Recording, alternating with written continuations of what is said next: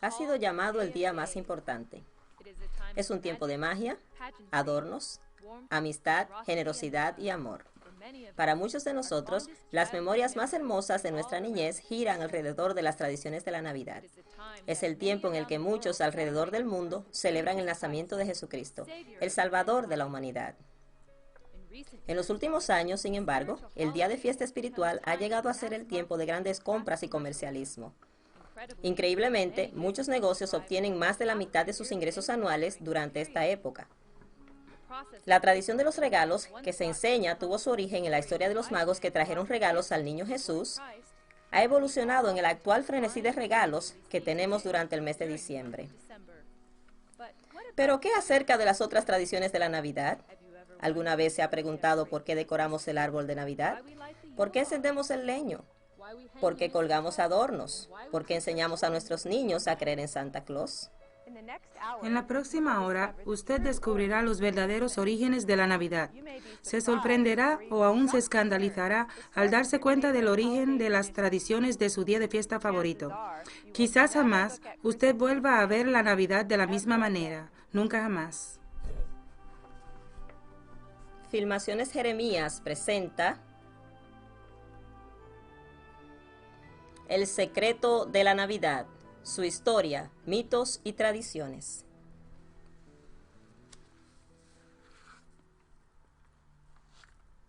En el hemisferio norte, durante los últimos días de diciembre, los días son los más cortos y las noches las más largas. Para los que están en el paganismo, este ha sido siempre el mejor tiempo del año para celebrar y practicar las obras de las tinieblas. El calendario pagano identifica este periodo como el solsticio de invierno. Fue durante esta celebración pagana de la era precristiana, a mediados del invierno en Escandinavia nórdica, donde la actual tradición supuestamente cristiana comenzó. Como una forma de honrar la secta pagana y al dios de la fertilidad Yule, una celebración de 12 días durante el mes de diciembre fue inaugurada. Un gran leño, considerado ser un ídolo tradicional, era prendido en fuego y se mantenía encendido por 12 días. Animales y sacrificios humanos eran ofrecidos en el fuego en cada uno de esos días. Un ferviente deleite en el salvajismo acompañaba los sacrificios diarios, mientras participantes borrachos corrompidos buscaban contactar los espíritus. Miles de millas lejanas, en Roma, en la era precristiana, los participantes rendían homenaje a sus propios dioses durante el solsticio de invierno. Tradiciones de la brujería sostienen que un número de dioses paganos nacieron durante este periodo, incluyendo Dionisio, Atis, Bel, dios principal de la fertilidad y la sensualidad. Otro dios pagano de Persia, identificado como Mithra, se dice que nació específicamente el 25 de diciembre.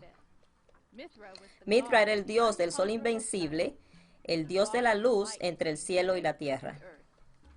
Adorado en ese tiempo por un influyente culto romano, su nacimiento simbolizaba el fin de las noches largas y el retorno del dominio del sol.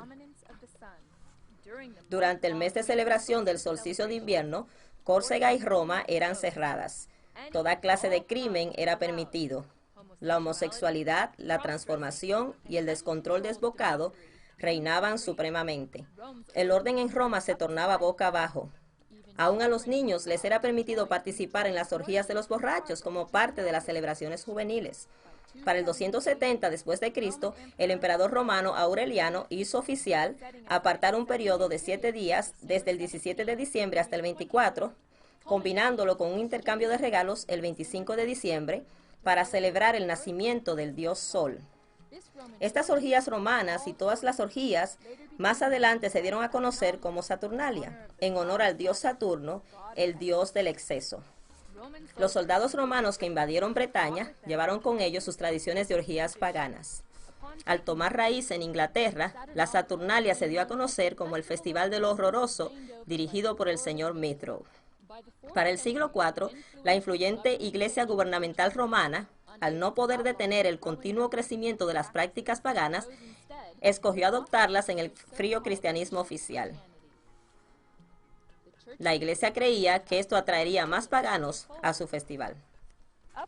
Hasta el día de hoy, el cumpleaños de Jesucristo, el Mesías judío, nunca ha sido celebrado, ignorando las Escrituras, sin embargo, que indican que el nacimiento probablemente no ocurrió durante el invierno. La Iglesia Católica, no obstante, confundió la historia bíblica e hizo coincidir el cumpleaños de Jesucristo con el dios pagano Mithra. El cumpleaños del dios Sol ahora ha venido a ser el cumpleaños del Hijo de Dios. Se esperaba que la celebración pagana de la Saturnalia se mezclara con esta nueva forma legalizada de cristianismo. La práctica de la Iglesia de cambiar la fecha de los eventos cristianos y hacerlos coincidir con las festividades paganas continuó, y para el siglo VII, el Papa Gregorio I había ordenado a Agustino Canterbury incorporar todas las prácticas y costumbres paganas en la creciente Iglesia Católica Romana. Durante la Edad Media, la relajante atmósfera de festival, lo que ahora se conoce como Navidad, llegó a alcanzar el nivel de prácticas que incluían sexo abierto en las calles, montar, asesinatos y un número sobresaliente de rituales paganos de Halloween. Esta celebración ensangrentada se salió tanto de los límites que para el 1652, siguiendo la ejecución del rey Carlos I, la Navidad fue considerada ilegal en Inglaterra. Un movimiento de fuerza religiosa empezó a sacudir el país, dirigido por los puritanos por todo Cromwell. Los puritanos tomaron el mandato bíblico seriamente, que ordenaba que el cristianismo se mantuviera puro y separado del paganismo. A pesar de sus nobles esfuerzos, la celebración simplemente se hizo oculta. Y para el 1656, después de solo 4 años, cortos a escondidas, el público demandó que la legalización de la Navidad se hiciera oficial. El ascenso al trono de Carlos II restauró la monarquía en Inglaterra y con ello la celebración de la Navidad. Los puritanos habían perdido Inglaterra, pero tenían muchas esperanzas en su nuevo mundo. Cuando los primeros pobladores vinieron de Inglaterra, la mayoría de ellos eran puritanos. Vinieron aquí buscando libertad religiosa. Vinieron para tener libertad de adorar a Dios sin una alta jerarquía y sin la corrupción de la iglesia organizada que ellos conocían allá. Y cuando vinieron con el claro conocimiento del peligro de estas prácticas paganas que habían llegado a ser tan apreciadas en los corazones de sus antepasados. Siguiendo el liderazgo de Inglaterra en el 1659, las colonias de América siguieron prácticas similares para celebrar la Navidad. Por 200 años, el clero de Nueva Inglaterra luchó por evitar que la costumbre de celebrar y dar honor al dios pagano Saturno se infiltrara en el Nuevo Mundo.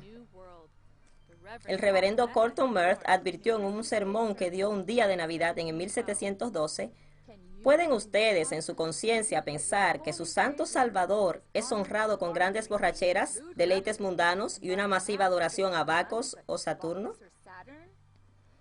Pero el deseo del público por el pecado y el deleite persistió. En el 1828, el festejo de la gente durante la celebración de la Navidad Saturnalia llegó a tal grado que ciudades como Nueva York se vieron forzadas a usar fuerzas policiales profesionales por primera vez para poder controlar el salvajismo. La Navidad no era solamente celebrada de una forma salvaje, sino que en muchos casos las celebraciones navideñas estaban totalmente fuera de ley. Y esto era por la posición de muchas iglesias en lo que se refería a las celebraciones paganas y su rechazo por el Señor. A mediados del siglo XIX, las iglesias americanas fueron las últimas que quedaron en la lucha en contra de la aprobación de la Navidad. Sin embargo, ellas también cedieron como resultado de los esfuerzos de las escuelas bíblicas de la sociedad americana, que promovieron programas navideños para los niños como un método de llenar las iglesias. La sociedad sostenía que a los niños se les podía enseñar del nacimiento de Cristo, reestructurando la Navidad. También regalaban dulces y les hacían trucos a los niños como una forma de convencer a las familias a aceptar la fiesta. A pesar de la verdadera historia y sus raíces paganas, la exitosa técnica de atraer niños con dulces sería usada más adelante por una población americana ingenua en un esfuerzo de promover la aceptación de los rituales paganos de Halloween. Sin embargo, fue el trabajo del escritor más popular de Inglaterra, Charles Dickens, cuyo encantador libro en el 1843, Christmas Carol o Villancico de Navidad, arraigó la fiesta de la Navidad en los corazones de los americanos para siempre. La adorable historia de Dickens produjo la fiesta pagana de la Navidad. Árboles brillantes, tiendas iluminadas y el caluroso compartir de la familia fue algo irresistible para esos que querían experimentar la fiesta. Al venir a América en el 1867 a promover su trabajo, Charles Dickens llenó los teatros mientras leía su historia a animadas audiencias en todo el país. El Christmas Carol o villancico de Navidad atrajo a América y destruyó todo último intento de detener la evolución de la Navidad. Para el 1875, los puritanos habían sido vencidos y para el 1890 todos los estados de América habían votado para hacer de la Navidad una fiesta oficial. Luces, tarjetas navideñas y los 12 días de la Navidad. La actual tradición del leño de Navidad viene directamente de la adoración del dios escandinavo de la fertilidad, Yule, en la era precristiana. El encender el tradicional ídolo es también responsable del concepto de los 12 días de la Navidad, que representan los 12 días en que sus sacrificios serán ofrecidos en las llamas del leño Yule. Otro buen ejemplo de la paganización de la Navidad es todo el concepto de Yule y el leño Yule.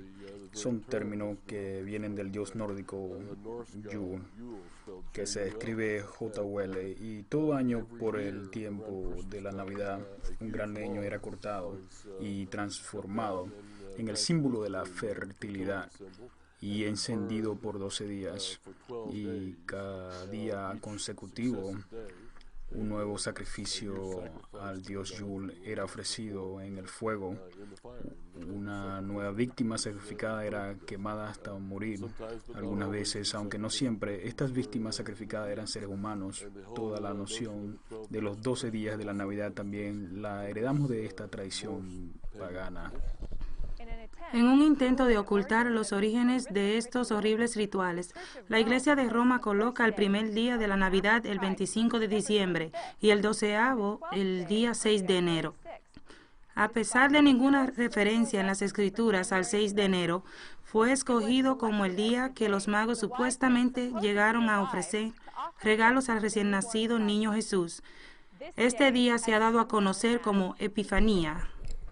Durante las eras oscuras, la costumbre europea de poner una lámpara de aceite en las ventanas durante los 12 días de la Navidad significaba para los demás que los ocupantes estaban participando en la adoración pagana del tradicional ídolo Yule. Con el comercialismo de hoy, seguimos la tradición de decorar nuestras casas con luces de Navidad. La costumbre del leño de Yule fue originalmente traída a América por inmigrantes escandinavos durante los 1600. A pesar del esfuerzo de prohibir la tradición, se ha quedado con nosotros hasta el día de hoy. Hoy en día, cuando damos felicitaciones navideñas, estamos en realidad invocando el poder del dios Yule de la fertilidad sobre esa persona. Decoración de las casas.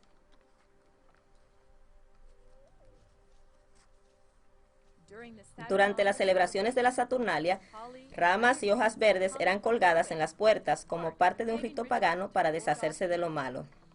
Decorar las casas con ramas u hojas verdes era reconocer el poder de los dioses de la naturaleza. De acuerdo a los rituales de la Wicca, colocar ramas de acebo y otras hojas verdes en forma de círculo o rito incrementaba sus poderes mágicos. Al igual que el muérdago, que cuando es usado en un hechizo de Wicca o brujería, puede provocar en una mujer deseos sexuales incontrolables. De ahí viene la costumbre de colgar ramas en círculos en las puertas actualmente. Si una mujer pasa por debajo, puede ser besada y no resistir. El pino o el muérdago y estas cosas originalmente vienen de tradiciones paganas, especialmente del norte de Europa, Alemania, nórdica e Inglaterra. Asimismo, los árboles de pino siempre han simbolizado el sexo y la fertilidad en las culturas paganas. Durante el solsticio de invierno, los árboles eran cortados, traídos a las casas, eran levantados y decorados como ídolos para adoración. El árbol de Navidad era considerado un árbol sagrado. Los paganos del norte de Europa originalmente adoraban árboles. Eran considerados en Roma como sagrados. Así que traer un árbol dentro de la casa era como una forma de traer la fuente sobrenatural de bendición a la casa. Ellos creían que habían espíritus que habitaban en esos árboles. En la Edad Media, la tradición del árbol de Navidad durante el solsticio de invierno principalmente se arraigó en Alemania. Durante su reinado, el propio rey Jorge I, como una exportación alemana, trajo la costumbre a Victoria de Inglaterra. Los inmigrantes alemanes que se establecieron en Pensilvania hicieron lo mismo en América en los comienzos del 1800. En el 1848, el London Illustrated publicó el famoso grabado de la reina Victoria y la familia real junto al decorado árbol de Navidad. En unos pocos años, casi todas las casas en Inglaterra tenían su propio árbol de Navidad en lealtad a la monarquía. Para el 1900, las Fuerzas Armadas Americanas estimaban que por lo menos una de cada 5 casas en América había adoptado la tradición del árbol de Navidad. Miles de años atrás, Dios, hablando a través del profeta Jeremías, nos advirtió en contra de esta práctica pagana en el Antiguo Testamento. Así dijo Jehová: no aprendáis el camino de las naciones, porque las costumbres de los pueblos son vanidad. Porque el leño del bosque cortaron, con plata y oro lo adornan, con clavos y martillos lo afirman, para que no se mueva. No tengáis temor de ellos, porque ni pueden hacer mal, ni para hacer bien tienen poder. El viejo y divertido duende.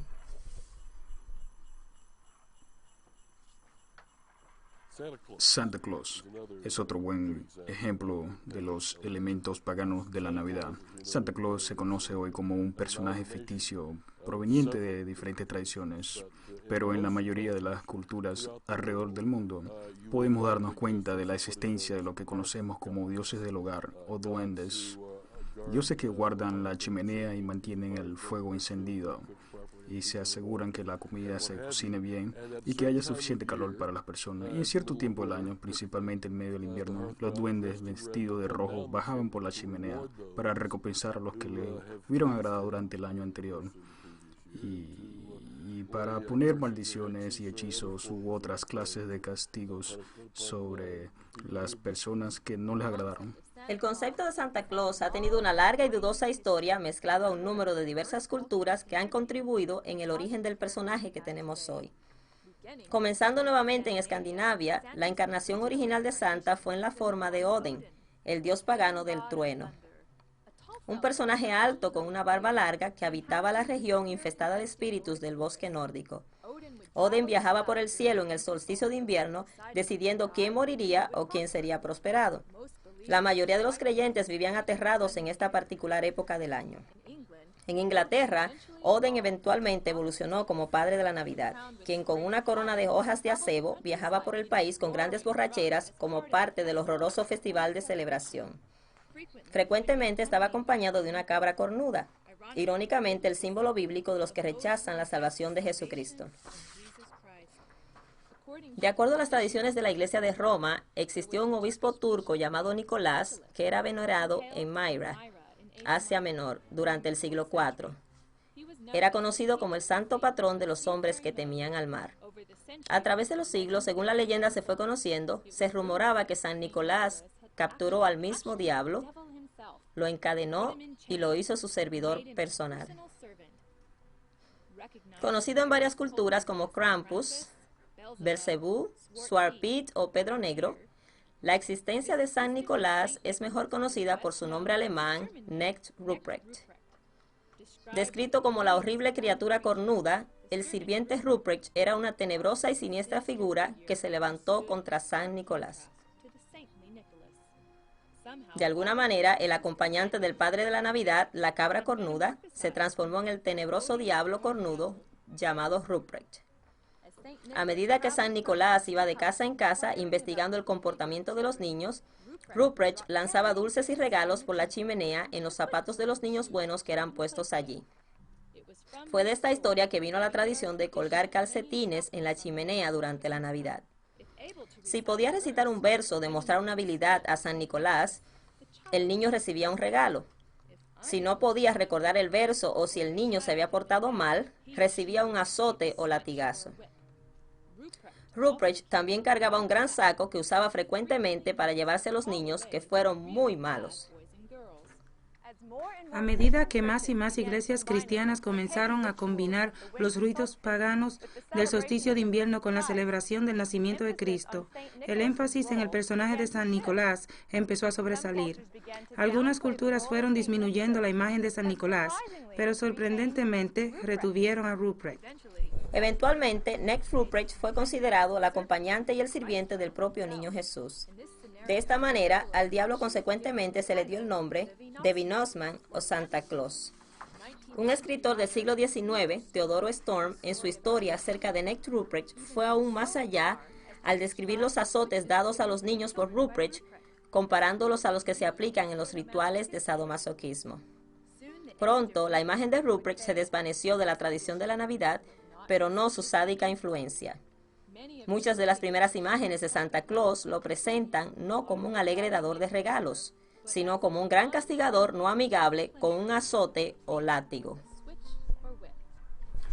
Uno de los problemas acerca del tema de los regalos de Navidad para los niños es que realmente es una enseñanza religiosa, una enseñanza falsa porque les enseña que si se portan bien reciben regalos, pero si se portan mal no reciben nada.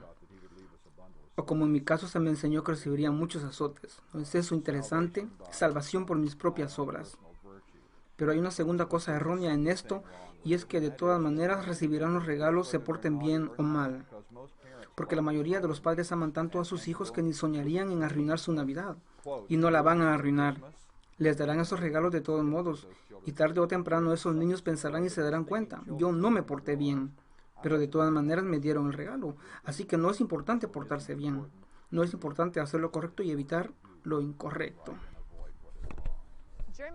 Los emigrantes alemanes que vinieron a América durante el 1620 trataron de influenciar el Nuevo Mundo con la historia de San Nicolás y su acompañante que traía regalos, Necht Ruprecht. Pero de alguna manera no fue aceptada hasta casi 200 años más tarde. En el 1819, el famoso autor americano Washington Irving usó su influencia para promover a San Nicolás en una popular historia navideña titulada Bracebridge Hall. Al consultar el escrito de Irving en el 1882, el ministro episcopal Clement Clark Moore creó un cuento popular llamado Una visita de San Nicolás, más tarde conocido como The Night Before Christmas o La noche antes de Navidad. El poema de Moore estaba basado en cuentos de los inmigrantes alemanes y holandeses que vinieron a América.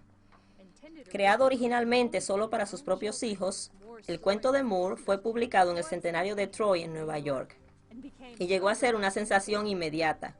Habiéndose apartado del recuerdo del obispo San Nicolás, él era ahora un viejo y divertido duende con poderes sobrenaturales. Moore también reemplazó al acompañante de Nicolás, el cornudo Necht Ruprecht, con 8 cornudos venados mágicos. A medida que la popularidad de La noche antes de Navidad crecía, Moore se preocupó en gran manera de que el énfasis de la historia en lo sobrenatural y su rechazo por Cristo se reflejaría mal en su posición como ministro. Como resultado, rehusó tomar crédito por su creación hasta que la historia llegó a ser tan popular que no pudo resistir más. 40 años más tarde, el ilustrador Thomas Nast, un dibujante político del Harper's Weekly, selló la imagen de Santa Claus en las mentes del mundo al crear un dibujo que combinaba el viejo y divertido duende de Moore con imágenes de San Nicolás tomadas de su nativa Barbaria. Para el 1880, Santa era un verdadero héroe amigable y secularizado que llegó a ser irresistible para los comerciantes en todo el mundo. Un factor que ha contribuido a la paganización de Navidad, la completa paganización de la Navidad, ha sido el elemento del comercialismo. Parece extraño pensarlo de esa manera, pero recordar que Cristo mismo identificó el amor al dinero como una fuerza espiritual dentro de nosotros, que naturalmente viene a tener un efecto hostil en el Evangelio y la fe cristiana. Así que la comercialización de la Navidad ha ayudado a señalar el elemento pagano y ocultar la fe cristiana. Para mí la cosa más horrible de las celebraciones y costumbres navideñas como las conocemos es que como resultado de estas cosas Jesús es reemplazado en los corazones de los niños por Santa Claus. El amor, afecto, apreciación, confianza, el deseo de lo bueno, estas cosas que deben tener en sus corazones y mentes como niños que crecen para el Señor, a quien le deben todo. Por el contrario, esto les ha sido robado. Esto ha sido, en un sentido, arrancado de sus corazones y reemplazado por el mito de Santa Claus. Él toma el lugar de Dios o Jesucristo en este mundo especial que es Navidad y tiene conocimiento sobrenatural de tu historia, tu presente y tus actitudes. Él mantiene una lista, sabe quién se portó mal o bien, ni siquiera tus padres saben eso. Él ciertamente tiene alguna clase de conocimiento especial que va más allá de lo humano, y él vuela por los aires y es capaz de visitar todo lugar en el mundo en el transcurso de una noche. En muchas maneras, Santa exhibe cualidades sobrenaturales que lo hacen un tipo de sustituto de Dios o Cristo. La definición de los mitos evoluciona y cambia, y las cosas son añadidas. Solíamos tener una figura de Santa Claus que era confundida con San Nicolás, que era confundida con otras figuras paganas, y que de alguna manera evolucionó el dibujo de Thomas Nast y otros, en lo que vemos hoy.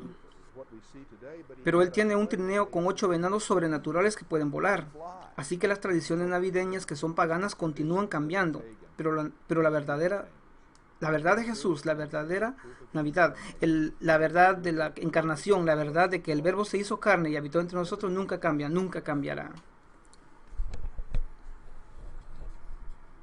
La Natividad.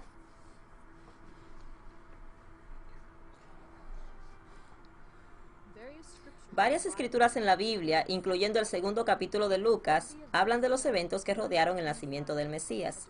Un decreto dado por Augusto César requería que todas las personas retornaran a su ciudad de origen a reportar impuestos.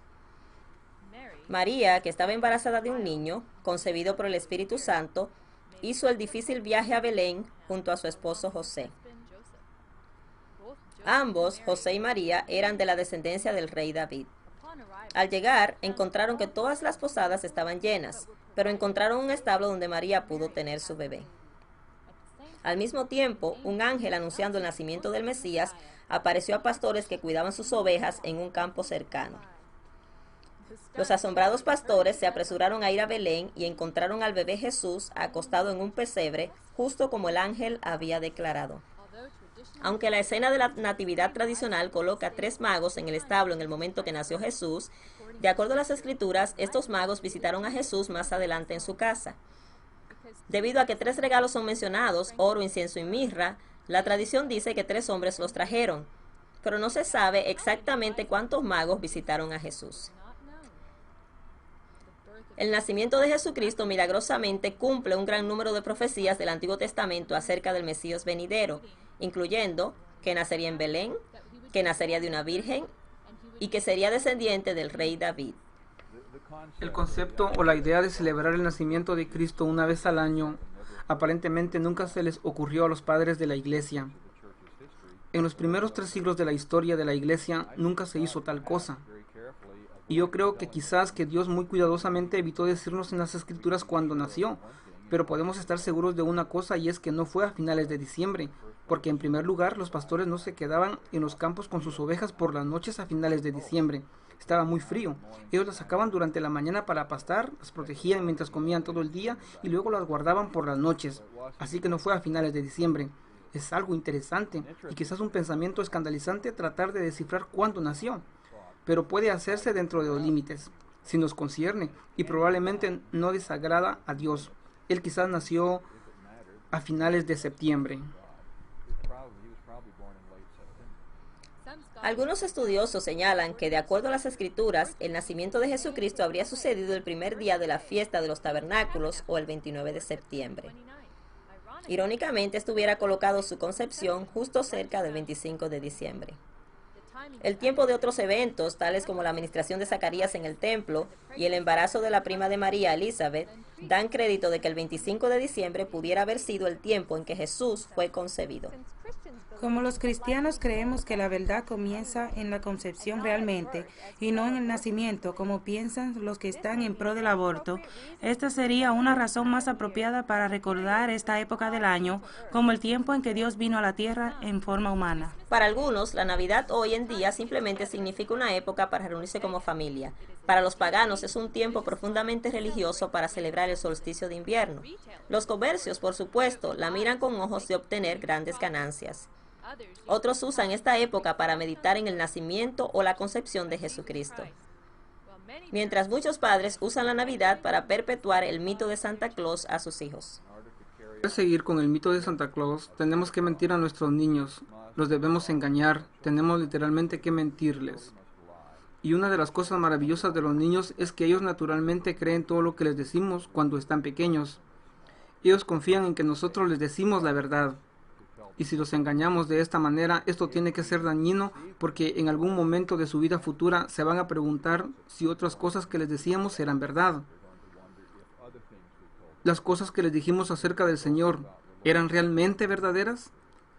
Se planta la semilla de la duda y de alguna manera se crea desencanto, se crea desilusión. A mi entender, la pregunta no es si debe o no celebrar la Navidad, o tener que celebrarla, sino poder hacer cualquier decisión lógicamente. Si la celebra o no la celebra, debe estar seguro del por qué lo hace, debe entender cuáles son las raíces paganas de la Navidad y con ese conocimiento puede olvidarlas o ignorarlas si elige hacerlo así. El propósito de esta afirmación no es decirle cuáles rituales de la Navidad deben ser practicados por usted o su familia. Eso es entre usted y el Señor.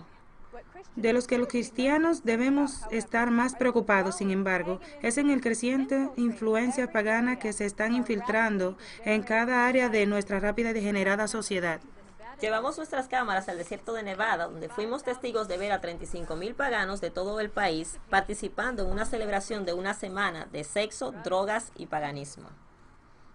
Allí todo era permitido y aceptado, excepto la adoración de Jesucristo. En casi todos los rituales practicados, el cristianismo fue burlado y rechazado sin misericordia. Esta atracción sigue creciendo a nivel mundial debido a su reclutamiento a través de la Internet. Es alarmante ser testigos de lo que podría ser una señal del futuro revelándose delante de nuestros ojos. No es solo permitido en las escuelas públicas, en las escuelas de gobierno, celebrar los feriados, sino que es fomentado y algunas veces requerido, pero con esta condición: deben ser paganos, no deben ser cristianos. En la época de Navidad, a ellos ciertamente se les anima a participar en programas navideños, a hacer dramas, pero toda referencia a Jesús, toda referencia al Evangelio, toda referencia a la Encarnación, toda referencia a Dios debe ser omitida. Cantan de Santa Claus, cantan de Rudolf, el venado de la nariz roja, y solo Dios sabe de qué otra cosa cantan que no es bíblico. Debido a que los elementos paganos en la Navidad son tan profundos y ellos proporcionan prácticamente toda la estructura y el contenido de la fiesta, no hay elementos cristianos en la fiesta, por lo que se introduce la idea políticamente correcta de la diversidad cultural y la fiesta multicultural para cada uno. En el capítulo 17 de Juan, Jesús nos enseñó que es apropiado para sus seguidores estar en el mundo, pero no ser del mundo. Esto significa que podemos estar envueltos en el mundo para influenciar positivamente, pero no para dejarnos corromper por él. El valiente Josué, desafiando a su pueblo, dijo: «Ahora pues, temed a Jehová y servidle con integridad y en verdad, y quitad de entre vosotros los dioses a los cuales sirvieron vuestros padres. Escojan hoy a quién servir, pero yo y mi casa serviremos a Jehová».